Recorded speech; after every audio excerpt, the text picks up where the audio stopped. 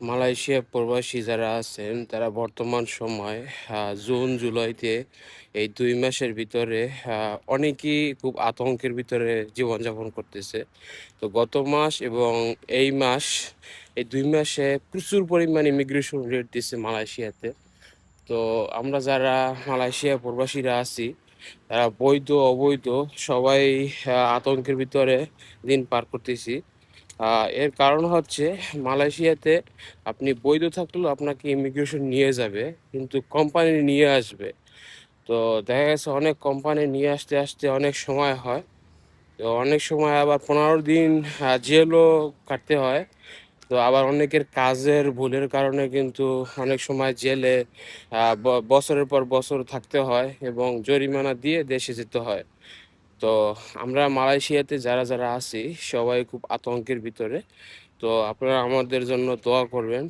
আর যারা মালয়েশিয়াতে অবৈধ আছেন, সবাই এই সময় একটু সেফটিতে থাকার চেষ্টা করুন। বিশেষ করে গ্রামের দিকে চলে যান। গ্রামের দিকে যেখানে আ মানুষ থাকে লোকাল, তাদের কাছাকাছি এরকম থাকার চেষ্টা করুন। আর যেখানে ফরেনার থাকে বেশি, সেখানে না থাকাই ভালো।